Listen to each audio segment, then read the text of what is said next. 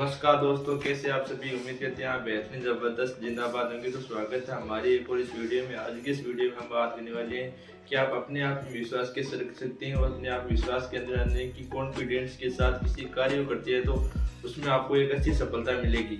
तो उसके बारे में आज हम डिटेल से बात करने वाले हैं। जब आप कोई कार्य करते हैं तो उसमें आपकी दो भावनाएं होती है कि ये कार्य सफल होगा या नहीं होगा। एक कार्य एक मन कहता है कि सफल होगा, एक मन कहता है कि ये सफल नहीं होगा। तो ये होता है कि कॉन्फिडेंस आपके अंदर बहुत कम है, जिसके कारण आप एक सही डिसीजन नहीं ले पा रहे हैं लाइफ में और मुख्य रूप से देख रहे हैं कि ये कार्य सफल होगा या नहीं होगा। तो इसके बारे में पूरी डिटेल से बात करेंगे कि आप इसके अंतर्गत ये होता क्या है।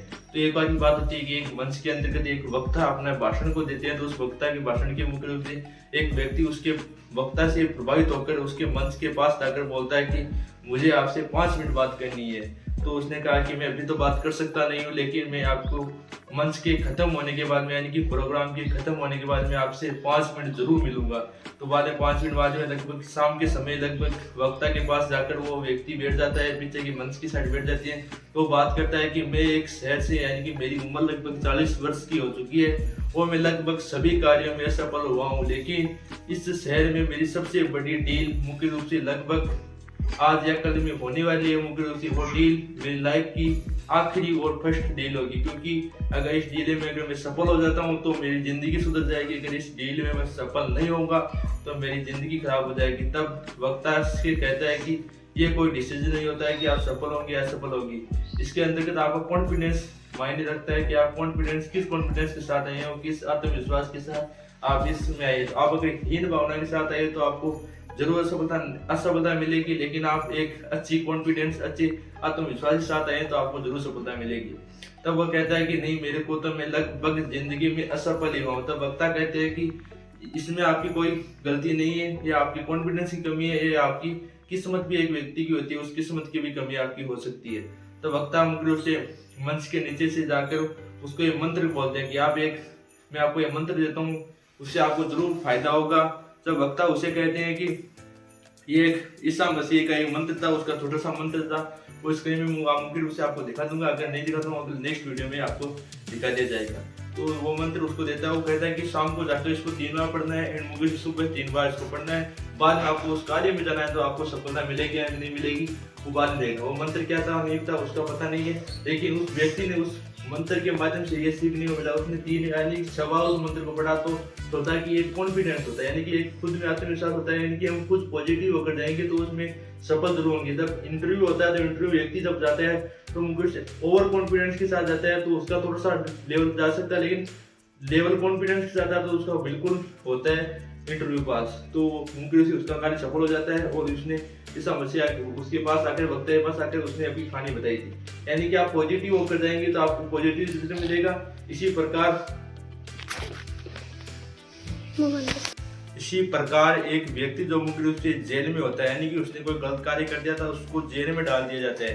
तब जेल में डाल दिया जाता है तो उसको मुख्य रूप से जेलर, जो मुख्य रूप से जेल का वार्डन होता है, वो उससे आकर कहता है कि तेरे को कल फांसी लगाकर मार दिया जाएगा, तू आज जेल ले जिंदगी। तो वो सोचता है कि मेरे को फांसी लगाकर मार दिया जाएगा, लेकिन नेक्स्ट दिन उसको मुख्य रूप से फिर से जेलर आता है, वो कहता है कि तेरे को सांप को कटवा कर मारा जाएगा।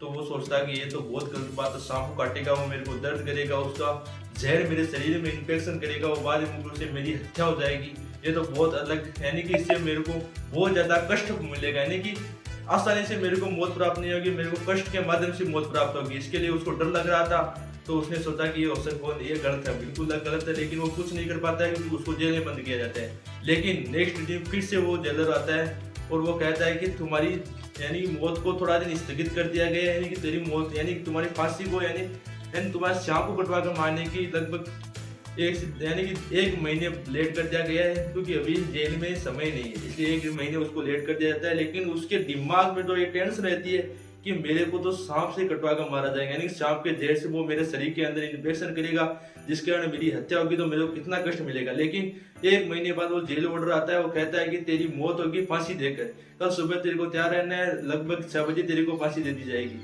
लेकिन जब उसको कल सुबह यानी 1 बजे सुबह 6 बजे उसको फांसी दी जाती है, तो देखा जाता है कि उसको जब फांसी दी जाती है तो मुख्य रूप से उसको फांसी दी जाती है। लेकिन जब उसका पोस्टमार्टम रिपोर्ट मुख्य रूप से जब हमारे एक्सीडेंट हो जाता है या किसी बीमारी से या किसी एक्सीडेंट के माध्यम से जब मौत होती है तो उसका पोस्टमार्टम करते हैं।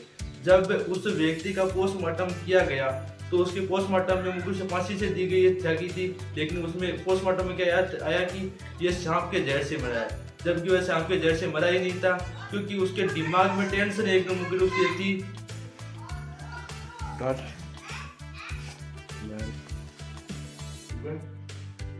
जब उसको सांप से मारा जाता है, नहीं, जब उस व्यक्ति का पोस्टमार्टम किया जाता है तो उस पोस्टमार्टम में उसकी मुख्य से रिपोर्ट आती है कि तुम्हारी हत्या, उसकी हत्या यानी कि तो मर गया, उसको तो क्या पता, लेकिन उसकी पोस्टमार्टम में सांप के जहर से हत्या हो गई, ये सब पोस्टमार्टम की रिपोर्ट में है। जबकि उसको फांसी देकर मारा गया था, यानी कि उसके दिमाग में जब मुख्य से यही चल रहा था कि मेरे को तो सांप के जहर से मारा जाएगा, सांप के जहर से मारा जाएगा। जेल में जब दम बंद था तो उसके दिमाग सिर्फ एक ही चीज गूंज रही थी कि मेरे को तो सिर्फ जहर से मारा जाएगा, जहर से मारा जाएगा, यानी कि सांप के जहर से मारा जाएगा, सांप के इन्फेक्शन से मारा जाएगा। जब वो सांप के इन्फेक्शन के बारे में सोचता तो उसके दिमाग में तंत्र के अंतर्गत मुख्य रूप से सांप का जहर बन जाता है। वो मुख्य रूप से उसके दिमाग में पूरी शरीर में वो जहर फैल जाता है, वो पोस्टमार्टम में वही जाता है। इसलिए कहते हैं कि जो दिमाग में आप सोचते हैं वैसा ही होता है, जैसे आपका कॉन्फिडेंस है वैसा आपका कार्य होगा। तो उम्मीद करते हैं आपको कार्य बिल्कुल वीडियो बहुत अच्छा लगा होगा। तो मिलते हैं इस वीडियो के साथ। जय हिंद।